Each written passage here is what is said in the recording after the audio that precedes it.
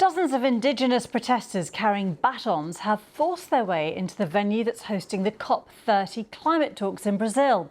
The protesters chanted slogans about indigenous land rights and clashed with the security guards and police at the entrance to the convention centre in Belém.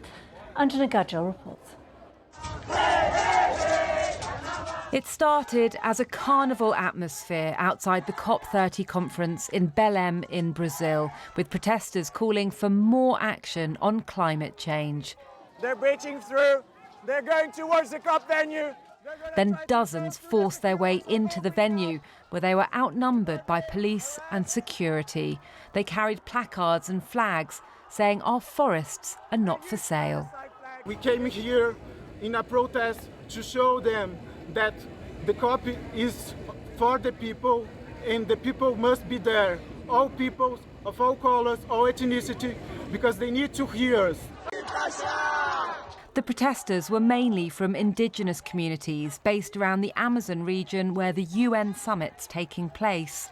Many are critical of the damage caused by development and deforestation and feel their voices aren't being heard, despite Brazil's President Lula saying they would be front and centre of this year's talks. Security guards pushed the protesters back, but at least 2 people were hurt. And the break-in will concern the organisers of the summit, which attracts high-profile politicians every year, such as Gavin Newsom, the governor of California, and thousands of delegates from almost 200 countries. A UN spokesperson said the venue had been secured and negotiations continue. And Jana Gadgil, BBC News.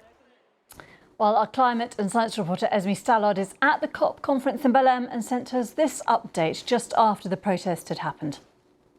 Well, as Gavin Newsom was speaking, those protests were taking place. Videos have started to appear on social media, which show a group of indigenous protesters marching from the city of Belém through to the entrance to this venue. We can then see in the videos that they kick down the doors and attempt to storm the entrance.